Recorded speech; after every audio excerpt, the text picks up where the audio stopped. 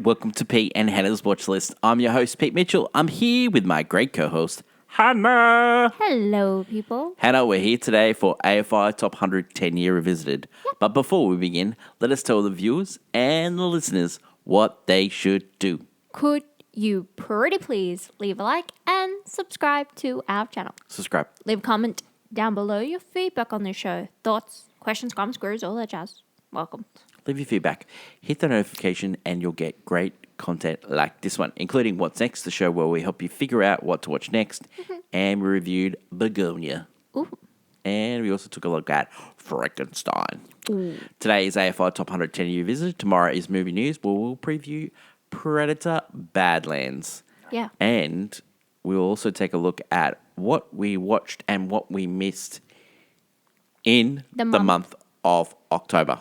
But let us get on to today's show, and what an important show it is today. It is movie number 3. We're in the top 3 of AFI Top 100 10-Year Revisited. And if you have come on this journey all along, we are at the peak Of and cinema? it is Casablanca, number 3 on the AFI Top 100 list. It is down 1.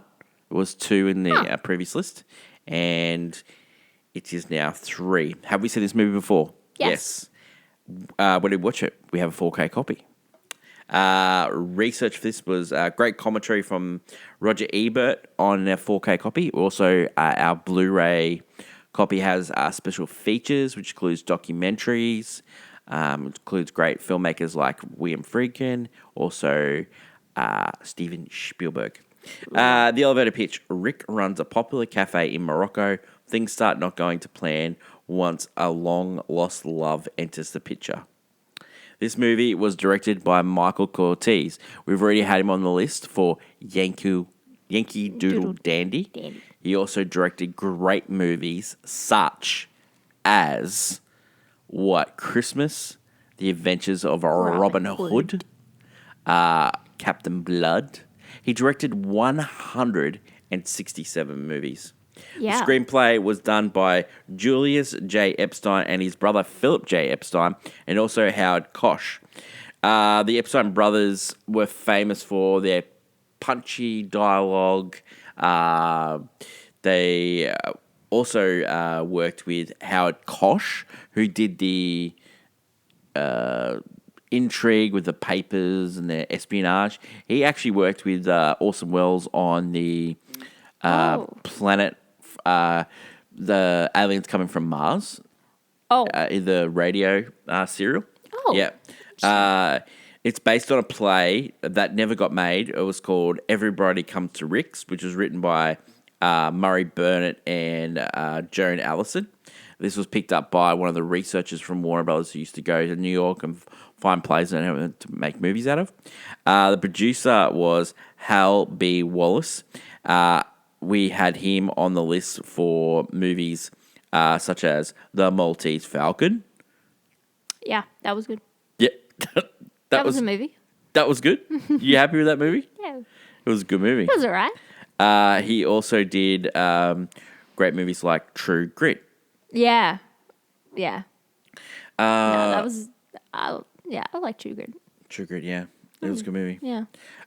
So then you got, this was, cinematographer was Arthur Edison. Owen Marks did the editing. Max Steiner did the music. Production country Warner Brothers. Distributed by Warner Brothers. Release date. So the premiere was November 26th, but it had a wide release on January 23rd, making it eligible for the 1944 Oscars. The running time for this movie was 102 minutes. A budget was $878,000, and it made between 3.7 and 6.9 million. Remember, World War II was going on, so the box office was like huge over a few years. Yeah. Definitely.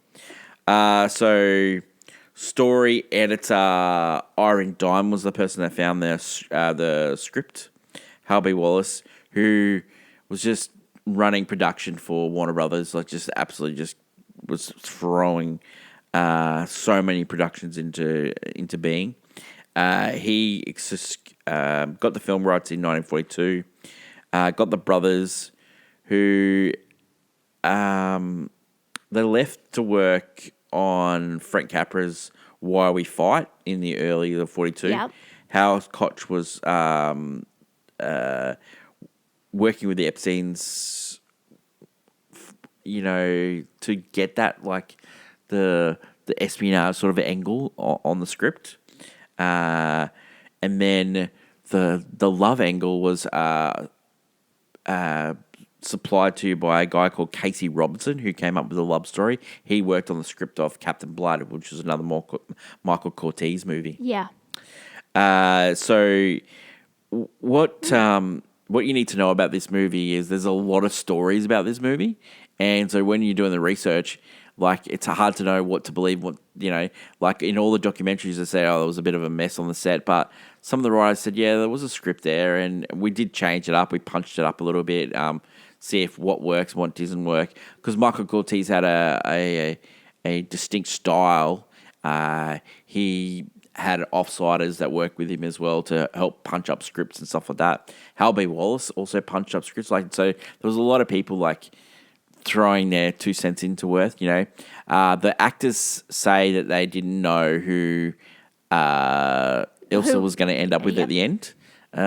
Some writers said that they did know. They just didn't know how they were going to do it. Yeah. So it depends who you really. As if they had the idea, it's just that it wasn't always finalized on the day. Yeah. But I think when we do research, it's just interesting to find. Yeah. There's so many like stories here that Casablanca worked because of like fate and stuff like that. Like, so this was World War II was happening. America was just getting involved in World War II. When this movie was finished production, they actually raced it into release because America had just got into Casablanca itself. And so Roosevelt and Churchill were meeting in Casablanca, and it was in the news. And so let's put a movie about Casablanca in there. It's like free promotion. Mm-hmm. Yeah. Yeah. We're talking about Warner Brother heavyweights. And Michael Curtiz, we're talking about Hal Wallace, we're talking about, the costume designers, the editors, the cinematographers, all part of the big studio system. The studio system was huge in the 20s, 30s, 40s, and then slowly get broken away. Warner himself, let's talk about Jack Warner. We haven't really had a chance to talk about Jack Warner, but he started a company with his brothers, newsreel company in the 1910s. Moved to California in the late 1910s, early 1920s. They saw the opportunity to go into pictures with a German Shepherd called Rin Tin Tin. Oh, and it made them hugely successful. The brothers found a director, Michael Curtiz, in Hungary, who was doing such an amazing job with his style over there. They brought him to America, and they started making pictures with him. They had a great executive at the time called Daryl Zanuck, who went on to form 20th Century Studios and became a great producer in his own right. And we talked about him many times on the list with the 20th Century Fox. And they were the guys that the brothers worked really hard to get sound into pictures, and they came up with the first one with the jazz singer. And so they got fame and fortune off that, and the rest is history. A lot of people say Jack Warner was the numbers guy. Hal Wallace was the production guy. Jack Warner had his brother. Who was his brother Hannah that passed away just before the jazz singer hit? I think it might have been Samuel Warner. Samuel Warner, yeah. He passed away, and so he Jack sort of got credit for this. I think the best story that sums up Jack Warner is he was a staunch Republican, right? He didn't get along with his other brothers after Samuel passed away, and so he didn't go to one of his brother's funeral, and they asked him, "Oh, are you going to go to a funeral?" He goes, "No, not for that." Blah blah blah. Swear words, Not swear for- words, word. Not for that guy. And then he gets a letter apologizing for his loss, saying sorry for his loss from President Eisenhower, and he said this is one of the greatest moments of my life. Yeah. Like this It's guy, I, just I reaped the rewards for. He heavily supported Richard Nixon in the 1970 presidential election. Yeah. And paid for full-page ads in the New York Times to proclaim that why Nixon should win. Wow. And in the wake of the loss to John F. Kennedy, the studio made arrangements to attend a fundraiser at the Hollywood Palladium in honor of the president-elect. Several weeks later, Warner's received a phone call from the father of President Kennedy, Joseph P. Kennedy, and within a short while, Warner purchased the film rights for the Robert Donovan's book PT 109, which how President Kennedy survived World War II, a accident, and so they get a quote from Warner's about him supporting Richard Nixon, and he said, "I don't think that President Kennedy would object to my friendship with Dick Nixon. I would have voted for both of them if I could have. You might think this is a form of fence straddling, but I love everyone." And in the late 60s, he emerged an outspoken proponent of the Vietnam War as well. So, this guy was a staunch Republican. So Yeah. Through and but like through. just that line, I would have voted for both of them if I could. Like just classic studio head. Yeah, I play the field. So there you go, Jack Warner. Yeah. That guy. There was rumors about the way he treated actors, but the ones that really loved him, like Bette Davis, Yeah. and Errol Flynn, like they would never say a negative word about him. The like ones that benefited from the studio system the most probably never. Well, never Bette saw him Davis in a said bad once light. she had a baby, he was so nice to her. Before she had a kid, Ooh. she was like, he was really mean to me, she said. But once I had a baby, he said, "Take your time. You come back when you're ready." All this stuff. Like he was like a different person. So, yeah, there you go, Jack Warner. Okay, so the people that are in this movie: Humphrey Bogart, we've had him on the list many times. Maltese Falcon, we also had him for Treasure Sierra Madre. Also, African Queen, what a legend. Oh. Ingrid Bergman, first time on the list for her. Swedish actress. She got married. She was being very, she wasn't acting that much. Michael Curtiz said, "Yep, this is the perfect person for her." In the director's commentary, in the commentary, Roger Ebert loved Ingrid Bergman. Yeah. Like, called her, this is a quote from the documentary, luminous. Loved her. Oh, luminous. Absolutely loved her. She paints his face with her eyes. God, he loved her. Other actors considered. So there was a rumor going around that Anne Sheridan and Ronald Reagan were going to be the stars of this movie, but that was a Warner. I think Howell goes, "No, I'm doing Warner this myth." movie. This movie is going to be Humphrey Bogart, and I'll decide who the female lead is." Harvey Wallace, I'm going to tell you a story about him and Jack Warner's falling out, which is great when we get a little bit later. Paul Hun Reed, he was starred as Victor Laszlo. He had to be third billing on the list because he was actually being loaned out by David O. Selznick. And so he was doing another picture, which was using the actual same set as Casablanca, which was called... let me have a look. Casablanca. The set they were using was a Now Voyager, which starred Henry, also starred Bette Davis, and also starred Claude Rains. So we're using exactly the same set. And the train station scene was used perfectly. Yeah.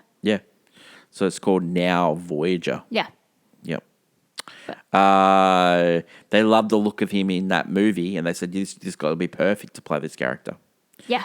Yep. So he No, plays yeah. he plays Laszlo. Like the suave young star, Yeah. he's supposed to be the one Ingrid Bergman chooses. Yeah. Not everyone was a big fan. Pauline Kael said, "As stiff as forever." Oh wow, not a fan of his man. I wouldn't. Yeah, he doesn't exude as much charm as, let's say, Humphrey Bogart does in this movie. The bit players in this movie, Claude Rains, which we have many times on the list. We've had him for Mr. Smith Goes to Washington. We also had for Lawrence of Arabia. Ooh, yeah. Yeah, he's great in this as well. Like, Oh I no, love, he's incredible in this. I love Claude Rains. He's amazing. Yeah, Sidney Greenstreet, he was in Maltese Falcon. Yep. He was in this as well. Peter Lorre, which was also in Maltese Falcon. You had Conrad Veidt. He was a German refugee, and he was playing a German. It was because there was a lot of people emigrated from Europe because of what was going on in World War II. They had a lot of extras that could speak the language, and that's why the accents were spot on, because they actually had people that were speaking their own language. Yeah. It's huge. It gives a good place and setting vibe to the film. Yeah. With having very much people from the place. So when all these things were going along to make this movie the movie it was, a couple of key people that I want to just hone in on. Ori Kelly, who we've seen on the list for Some Like It Hot and Maltese Falcon. His costume design in this movie is so good. Yeah, his highlight of his career was in American Paris, but some of the suit choices for Rick, also some of the outfit choices from Ilsa. Hat game. Brilliant. Great hat game. Great hat game. Cinematographer was a huge Arthur Edison. He did All Quiet on the Western Front, the original. Ooh. He also did Maltese Falcon. Yep. He did Frankenstein. He did a great job in this movie. He really made Ingrid Bergman look absolutely stunning in this movie. He always shot her from the right-hand side as you're looking at the screen, her left, and he lit her in a perfect way. He said in commentary in some writings that if you didn't backlit her and shoot her from on, there was like she had a strange look to her face. But if you backlit her and you shot her from the right hand side, she looked absolutely stunning. So yeah, it did a great job in this movie with like shadowers and shadowing. Because he had to work with Curtiz and he worked with him a couple of times, and Curtiz wasn't a big mover of the camera, and he would jolting or something like that. He would straight into the actor, straight back out, He would not, move the camera for the camera's sake. And I think that along with the cinematographer makes this movie look a lot more polished than, say, a movie like Maltese Falcon, which Houston was filming his first movie with that movie. Doesn't feel as polished as this movie, even though it's got that film noir sort of take. And then you got Owen Marks, who does a great job in editing and keeps it punchy. The pacing is brilliant. And the scenes. He did White Heat. He also did Treasure of Sierra Madre, and also did East of Eden. He was a great editor. But probably the star of this movie, other than the actors, which is, it's a great acting movie. Yes. But the star of this movie is Max Steiner. Max Steiner did the music for this movie. We've seen him on the list before with Treasure of Sierra Madre. He also did Gone with the Wind. He's just an absolute knows how to score a picture. Oh, just an absolute legend, Hannah. Yeah. Like just an absolute legend. He also did King Kong as well. So he's been on this many times, and his music, what a legend. Yeah. He's a great in the industry. All right, so that was sort of like other than the fact that maybe William Wyler was up for doing the directing, but really Michael Curtiz, like he directed 167 pictures. He directed over 100 for Warner Brothers. He was one of the best directors in Warner Brothers history. It's hard to know if William Wyler was going to do this picture, but yeah, he was. Yeah, Curtiz seemed to. Warner Brothers loved him. He worked really well, and his pictures did significantly well. Yeah, like we're talking about, he'd make Errol Flynn pictures that were always hits. So, and he would be able to find stars out of nowhere. So okay, so this movie was nominated for best song, best dramatic score, best film editing, best cinematography. None of them won. Screenplay, or it won, even though it was a mess, supposedly. Best supporting actor nomination for Claude Rains, didn't win. Best actor nomination for Humphrey Bogart, didn't win. Ingrid didn't get nominated. She got nominated for another movie that she did. From The Bell Who Tolls. Bell Who Tolls, yeah, with Gary Cooper. Michael Curtiz, best director, he won. And outstanding motion picture, Warner Brothers won. Now, funny story when it comes to the win. Hal Wallace was getting up to go on stage to accept the award, and Jack Warner raced on stage and accepted the award before he could get a chance to. They had a fallout that lasted 40 years. Wow. Yep. I want that. Yep. I don't. I want that. Yep. I did it. Yep. I did it. That's what he said. That's exactly what he said. Nah, that's, yeah, when you think you got the ego to own it. Couple of interesting tidbits. Julie Wilson, who played Sam, was actually a drummer, not a pianist. And his piano playing was performed by Gene Plummer. Yeah, wow. So after shooting had completed, Wallace considered dubbing over Wilson's voice for his singing, but never did. Yeah, no, it's pretty good. Yeah. Pretty good. It is pretty good, Hannah. It actually is. Good. Reviews for this movie. Bozzy Crowweather, we've chatted many times on the list. Yep. The Warners have a picture which makes the spine tingle and the heart take a leap. I applaud the combination of sentiment, humour, pathos with taut melodrama and bristling intrigue. Crowweather noted its devious convolutions of plot and praised the screenplay as quality of the best, and the cast performances of all the First Order. In the making, like these documentaries that they do about this, they said that the reason why the script was so convoluted is because they didn't have a script. The reason why the performances were so good was because the actors were kept in dark. Maybe these people were just good at their job, maybe. Yeah. I think it helps with the mystery of this film. Trade paper Variety commented the film's combination of fine performances, engrossing story, and neat direction, a variety of methods, action, suspense, comedy, makes Casablanca an A1 entry at the box office. Yep. Yeah, it's pretty good. It's pretty good. Some reviews were less enthusiastic, including the New Yorker, who rated Casablanca only pretty tolerable, not quite up to Across the Pacific, Bogart's last spy fest. Wow, okay. Yeah. They were not thrilled. Yeah. Yeah. Interesting. Yeah, no. Yeah, it's just like the guy who wrote the play, Murray Burnett, he called it true yesterday, true today, true tomorrow. That's what he called it. Yeah, like it just stayed. Yeah. Yeah, it did. It just stayed. Pauline Kael she wrote for the New Yorker, but she was retrospectively looking at this. It's far from a great film, but it has special appealing, schlocky romanticism.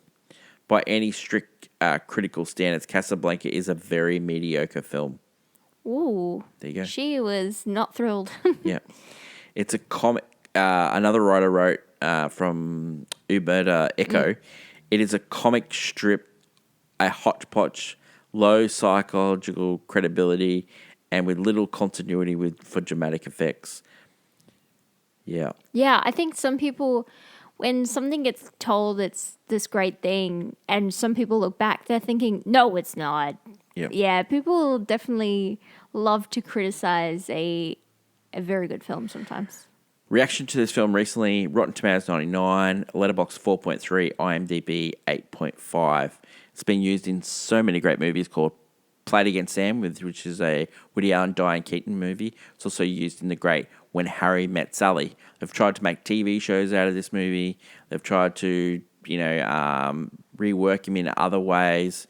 Never works. But when it was used in When Harry Met Sally, it was actually perfect. So, yeah. Yeah, it's used in many other films. Yeah. And people quote this movie. Oh, they misquote it all the time. It's not play it again, Sam. It's just play it, Sam. Yeah. Or, yeah. Yep. Yeah, they just, yeah. Okay, so here's a long list of all the things that happened with this movie. 1989, the film was the first of 25 films selected for preservation in the United States National Film Registry. Because remember, film is a living organism. It Changes, does die. It does Culturally, die. historic, athletic, significant. It was named one of the 100 greatest films of the last 80 years by Time magazine. Yep. Bright Light Films Journal stated in 2007 it was one of the rare films from the Hollywood Golden Age which has managed to transcend its era to entertain generations of moviegoers. Casablanca provides 21st century Americans with an oasis of hope in desert of arbitrary cruelty and senseless violence. Empire rated it the 28th best movie of all time. Screenwriting teacher Robert McKee maintains that the script is one of the greatest screenplays of all time. The Writers Guild of America West agreed, voting it the best in its 101 greatest screenplays. Okay, Film Institute. So 98 it was ranked 2.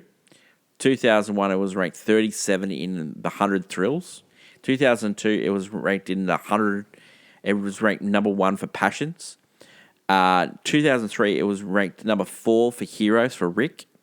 2004 As Time Goes By was ranked number 2 of the songs of all time. The quotes. 5th was Here's Looking at You, Kid.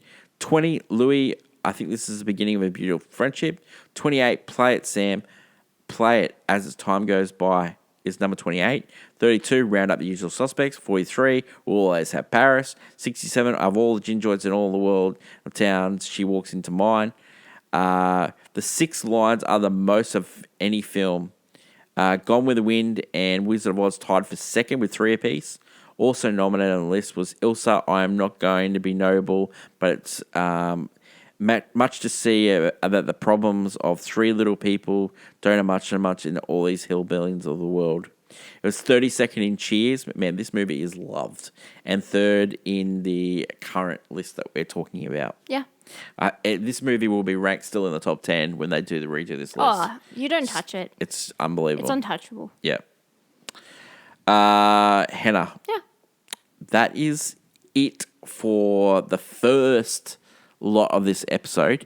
We are going to do scene breakdown. But before we get to scene breakdown, let's do a little segment I like to call clickbait hot take. What is your clickbait hot take for Casablanca? Oh, my hot take.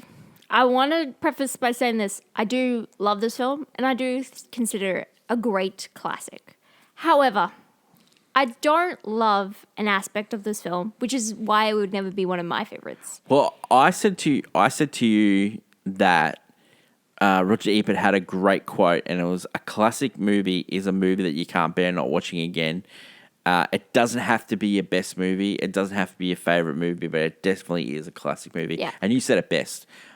You tell us why you don't like this movie. I don't love Ilsa as a character, but I especially don't love Ingrid Bergman's portrayal of Ilsa. Yep. I feel like Ilsa's character is that she loves her husband, who she's married to in secret, Victor, Victor Laszlo. But when he unfortunately is, he's considered unalived, and so she mourns his loss for a couple of months. And then she meets a guy in Paris who falls madly in love with him. And then when she hears that her husband's alive, she has the choice of getting out with this guy she's in love with or going back and just helping out this guy because she believes in his cause and believes in him. Yep. Leaving this guy. And then when she needs his help, she's basically hooking him in. And he is just so... It's like torture for him. You feel so bad. And I just don't...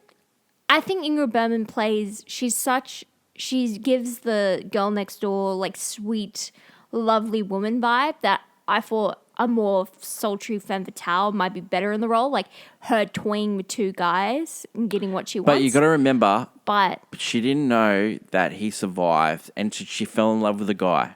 Yeah, so you got to remember that. I understand that. You got to remember that. Couple months, by the way. Yeah. Couple months. Yeah. Not, she didn't, she probably, she loved her husband. Couple months? And you're going to go, I found a new guy. No, you got to remember, we're in World War II. Things happen. I know. War that happens. Quickly? Yeah, sometimes. You're not going to mourn him? You're not going to give him a year? Yeah. You're going to move on that quick? Yeah. Yeah. But I'm just saying, you've got to remember, and maybe a femme fatale didn't work because you need someone that, you know, that's a little bit. I could believe that she could fall in love with these two guys. She's just a girl like us. She's innocent. But just a girl like us. Another thing is just straight up the chemistry. I just don't see it between Humphrey Bogart and Ingrid Bergman at all compared to other co-stars he's had. And you're so good at this because you know what I was going to bring up? The chemistry? Hannah, this is not a hot take. This is a lukewarm take from me All because right. everyone said this. Yeah. But the real chemistry in this movie is between Rick and Captain Louis. Yeah. That Louis is the Renault, real chemistry. And everyone goes, oh, why didn't Louis dob Rick in? And why did he say bring up the usual suspects? It's because they give that look to each other. Oh, it's that look And of understanding. Louis knows Rick is a sentimentalist, and that's what he fell for. Rick and Louis are lovers. The start of a beautiful friendship. Mate, they are lovers. Hello, sailor. Mate, the chemistry between those two, palpable. Absolutely palpable. Renault, Captain Renault, he gives it so much to Rick. And Rick... and I've heard this take before, so that's why I'm not saying it's a hot take, but it's my lukewarm take because these two... What a love story. What you could be saying is you're stating the obvious. I'm stating the obvious because they're an absolute gem of a love story. Yeah. And that's why he sent her away because he goes, I've got something going on with Louis. I'm going to send you away. I got someone to go. I love my Louis guy. I love him. I got something with you. Yeah. I got something better. I'm gonna take that 10,000 francs and I'm gonna spend it on him. And and I'm gonna make it happen. We're going somewhere else more. We'll look the other way. Yeah, exactly. We're not going to America. Well, it's gonna be frowned upon that relationship. No. We're going to somewhere else. We're going to the desert, and we're going to spend 10,000 francs. As we know, when you when you go to the desert, you can do whatever you want back there. Well, remember, as we see in Lawrence of Arabia. Remember what they say in the desert. Remember what they say. What happens in the desert stays in the desert. You remember that? Good hot takes from both of us there, if I say so myself. Yeah. Let us go to Pete and Hannah's review, and we'll start with the scene breakdown, brought to you by Hannah. Oh, yeah, it's me. That's you? Casablanca is our setting. That's a movie. It's our movie. It's also the setting that takes place. Is like the waiting area for people to get a visa to escape from the war. And you got to remember when this was happening. America was just getting into the war, and they didn't know anything. They didn't know that if they were going to win or not. They really were. The war did not concern them until unfortunately Pearl Harbor. Yeah. So they were quite unaware of the goings on. Well, not unaware, but they had come out of the Great Depression. They were practicing isolationism. And then, so once they're in the war, there was a chance that they might not have won. But this movie, they were banking on the fact they were winning because they said in this movie, such a lovely sentiment there's to it. that scene between Rick and Louis and Victor, Rick and Victor. Yeah, Rick and Victor says, Victor goes, "You've joined the fight now." Yeah. And so this was actually happening because a lot. Remember we said before, people were coming back. Rick is American and he chooses to help fight for the cause, while also the fact that they're all wanting to go to America as their safety. All these extras on the set, we're refugees at the time who had landed in America. Yeah, and I think it's. It's a perfect political piece. And Michael Curtiz's family, he was trying to get them to come back to America too. Police are taking in people who don't have proper papers. You can just see that it's... And we get to introduce to Rick's Cafe, which is also, a bar. What an iconic venue! It's the most iconic in cinema. They use that bar in Warner Brothers Movie World, which is on Hollywood on the Gold Coast. You get to see an outside bit of it. Where deals are made under tables. Rick himself, though, he parts himself away and he lives alone. He doesn't have much company to him. But you got the thing with this. Every now and then you're seeing what's going on in the thing. And there's some shady things. And there's just from the Epstein brothers, reclaiming the name Epstein in this episode, is really punchy dialogue. Yeah, they have this dialogue because you were going through you see different little bits of people making deals of getting papers to get out or selling things. Yep, and it's really interesting. Don't you love in this movie the absolute pacing of this movie?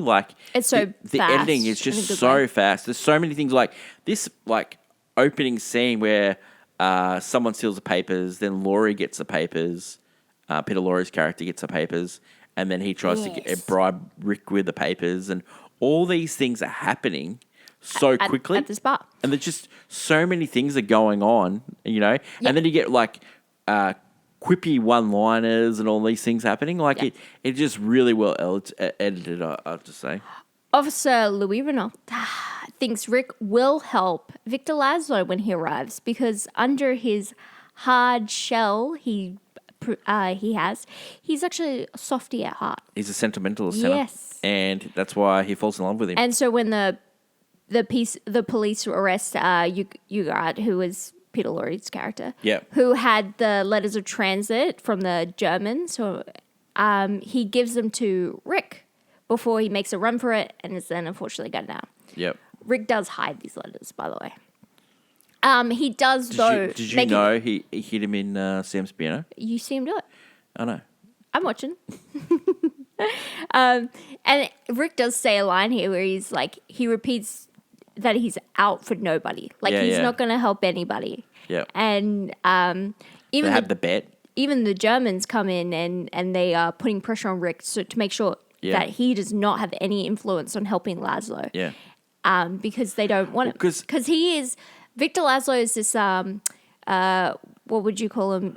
Someone that is fighting for causes, and he was fighting for the lost cause, building up rebellions. Yeah, he was building up the French underground. And he was put in a concentration camp, and he got out. Because the Germans, you got to remember, when they went into Paris, they thought they were going to liberate Paris, So yeah, they thought they were doing the right thing. In the head, but the French people had an underground. Victor was part of the underground, and he got thrown in a camp.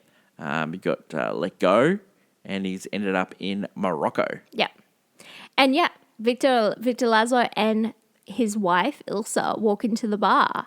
The underlying thing of this first couple of scenes is you don't know Rick's past. You know that he can't go back to America because he's done something. Even the Germans don't know what he's done. Yeah, but they do have information of, his time in Paris and stuff. Yeah, Paris, he fought in the Spanish Civil War. All those things happened, But the tension has become quite thick. Ilsa even sees Sam, who's playing on the piano, and asks, "Where's Rick?" He refuses to give that information out. Yeah. Almost like, I don't know. Who's Rick? Yeah. We shouldn't be talking about this. Ilsa, though, tells Sam to play as time goes by. Play it, Sam. Play as time goes by. And she's demanding it. And then she hums it. Yeah. So this is a perfect time to say... I don't remember it. That the composer of this movie, Max Steiner, hated A Times Go By. Times Go By was from a Broadway play called Everybody's Welcome. And so he couldn't change it once Ingrid Bergman started humming it. And because she'd cut her hair for the Who the Bell Tolls, he's stuck with that music. So what he did was he used The Time Goes By as the theme throughout the movie. And now composers use that all the time. Yeah, it helps. It helps with the plot to keep you remembering and be sentimental about it. Well, they use I think Marvin Hamlish uses it in Arthur's theme, where there's the Arthur theme, and then there's a really good musical piece, and they play it throughout the movie Arthur, and then also The Way You Were. The Way You Were does it. Is Marvin Hamlish again. And he uses it throughout the movie as well. I'm going to say, him and Barbra Streisand in the movies, yeah. But the fact that he hated this song and he got stuck with it, it's just a happy coincidence. This movie is a lot of happy coincidences that make it work. And having this movie, as time goes by, you know it from this movie. Well, it was used in Sleepless in Seattle too. Jimmy Durante does a great version of it as time goes by. But yeah, it's a great song, and this movie couldn't do it without it, I don't think. Rick rushes in to yell at Sam to never play that song again. I told you, never play Our Time Goes By. When he finally locks eyes with Ilsa. Hi, Rick. These two have met before. Oh, yeah. Laszlo and Ilsa are in desperate need for some transit papers and a way out. And they do think Rick could be the one to help them. But then there's a double date. Yeah, they sit down. They sit down with Victor and Ilsa and Captain Ronald and Rick. Like Captain Ronald's he's finding out stuff from his boyfriend that he doesn't know. Yeah. Oh, Rick, you're gonna have a drink. You're drinking. Yeah. Oh, you're shouting the drink. Well, he doesn't drink. Yeah. You want to drink with us? Oh, I'll get them. Whoa, we're breaking some rules tonight.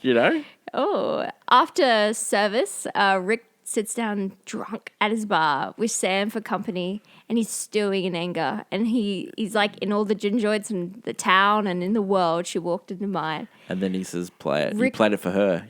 You played it for her. How dare you? You play it for me. Rick remembers Paris and his time with Ilsa. It's this montage, no real dialogue. And then, you have the scene of them in the bar with the song, and you get him saying to, he's looking at you, kid. Yep. The line. Their romance is stopped, unfortunately, by Germany invading Paris. And when they're about to flee together, she decides to run off.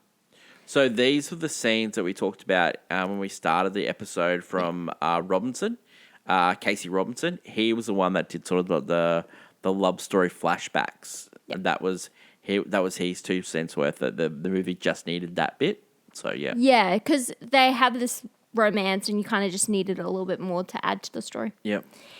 They the next day, Ilsa tries to work on what Rick knows about getting papers, while Laszlo's trying to figure out who could have the transit papers to get them out, because no one really wants to help them because they'll get in trouble by the Germans. Rick, back at his place that night, he helps a sweet couple get the money they need. They're gambling, and he tells them what to gamble on. And he rigs it. And everyone kind of watches on and knows what he's doing. But because Rick has always offered never to help, he's very cynical. He's not out for anybody, but he helps this lovely couple. And everyone is just so... Well, him and Renault, they do this thing where, they become poor, then they have to rely on Renault to get them out, So, Yeah, it's... Yeah, and he goes, you cost me. Yeah, I know, it's very funny. It's a very sweet moment to show that Rick isn't as bad as he makes out. He's a sentimentalist. Laszlo finds out that Rick may have the transit letters, but when he asks to buy them, to get them, Rick just flat refuses and says, "You should ask your wife." So the transit papers, it gets you out of the country, but it also gets you accepted into the next country. So, because immigration was so strict around them, because you didn't know, you're going into countries. Yeah, if you didn't have the right papers. These papers were so important that they had to, I know there was a bit of criticism, it's not just getting on the plane, it's also getting to the other end, your destination, that you have to show these papers. They're interrupted by the Germans downstairs playing their music. Laszlo instead, inspires the rest of the cafe to start singing French music. No, that's the French national anthem. The French national anthem. Yeah, that's what I'm saying. Yeah, and what song that's the basis of? What? That's the basis of the Brisbane Lions theme song. That's crazy. Yeah.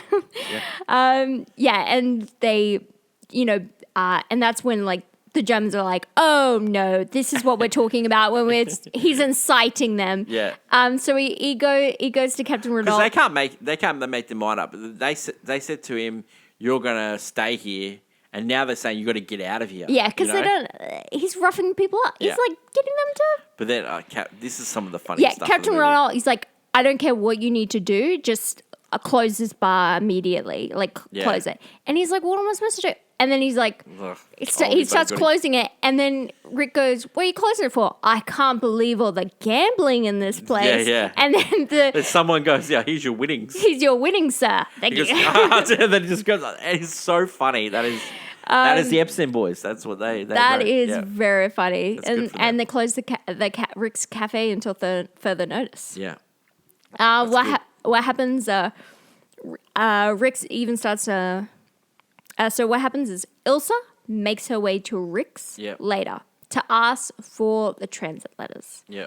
Because Laszlo's doing an underground meeting. She is being sweet at first, and then pulls out a gun and threatens him. She is at her wit's end. Yeah. She confesses that she thought Laszlo was dead, and they had been married in secret. Yeah.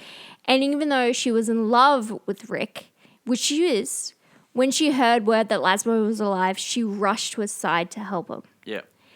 And this seems to be reason enough. Rick realizes, and he agrees to help her escape.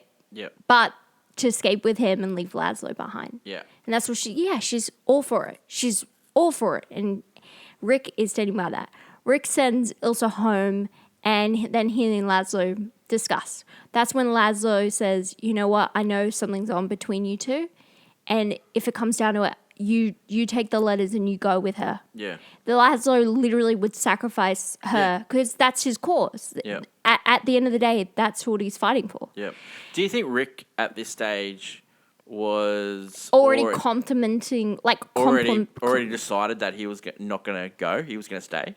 I think there's a part of him that wishes that there's a part that wishes he chose, but when he heard this confession, he knew no.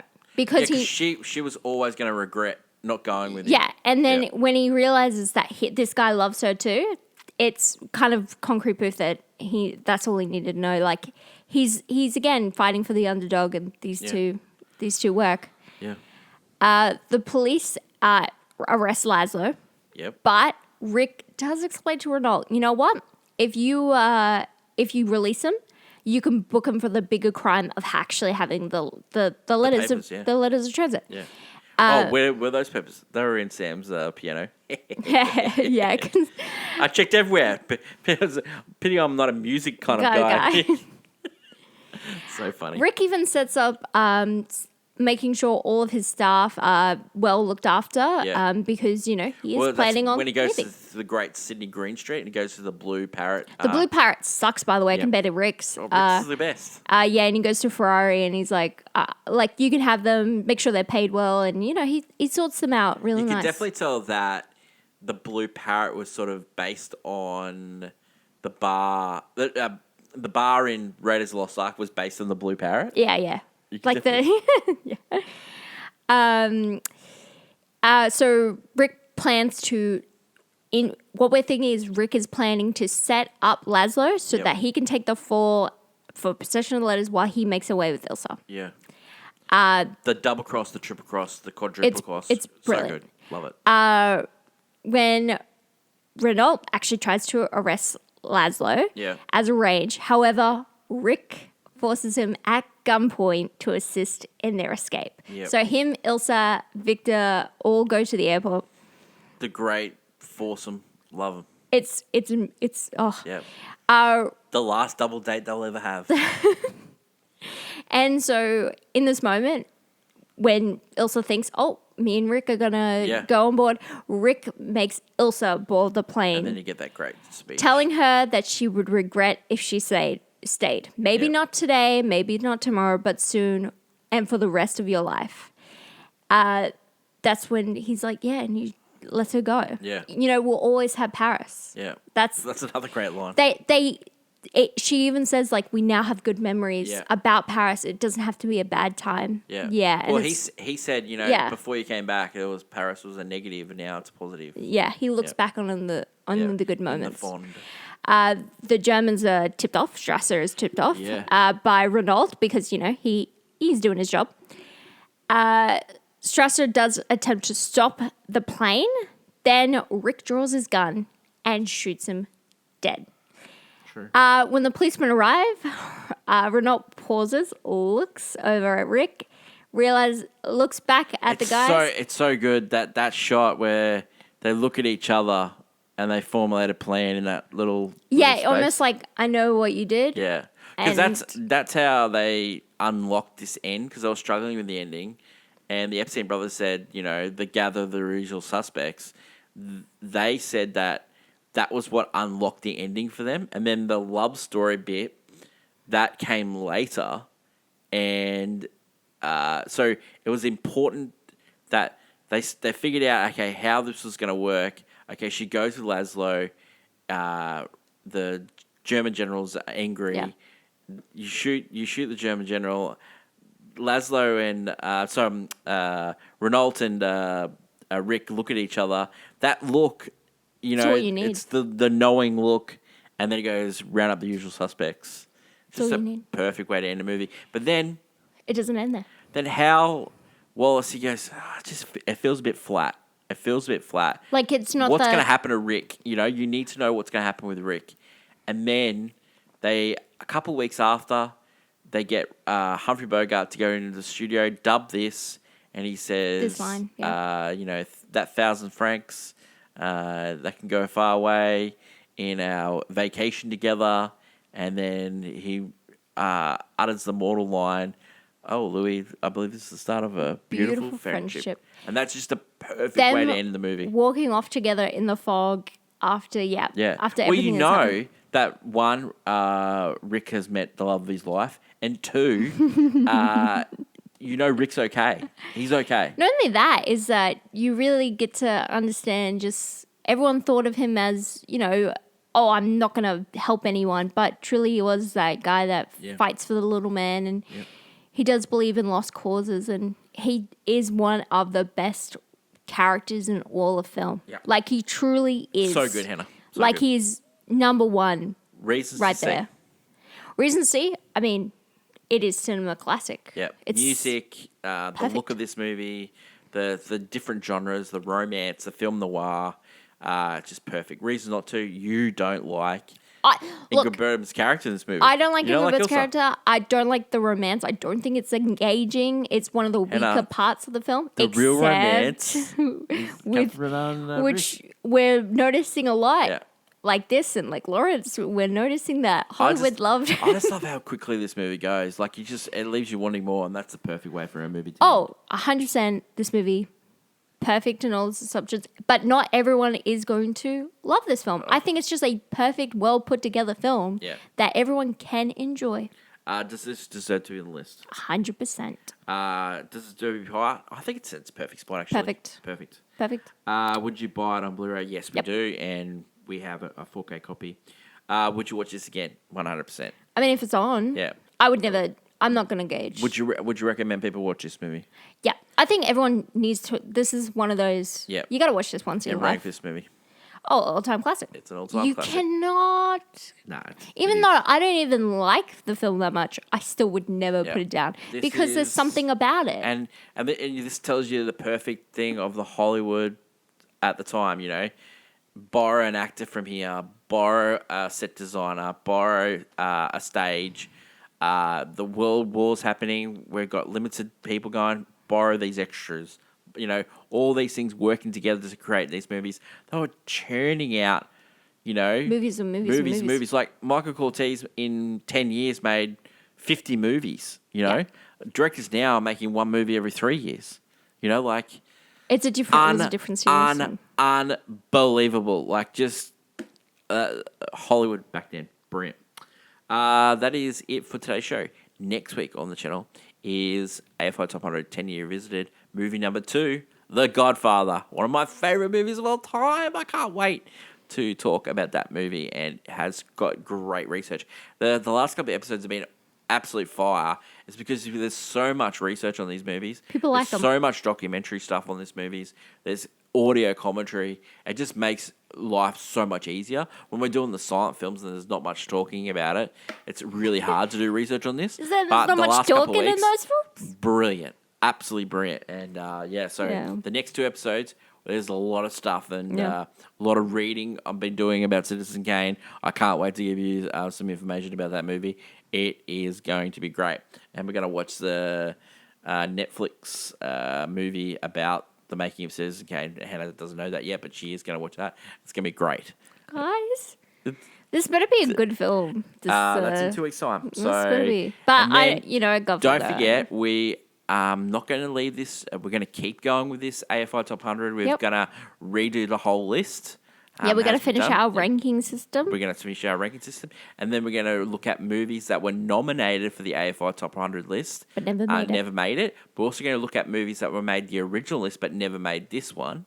And then we're going to redo the list with modern day films and preempt what the AFI does when the next revisit this list. So it's going to be a huge the next 6 months when it comes to AFI Top 110 Revisited. So it doesn't stop when we finish Citizen Kane. That is my lovely co-host Hannah. Long live cinema, and until we meet again, it's bye for now. He's looking at you, kid.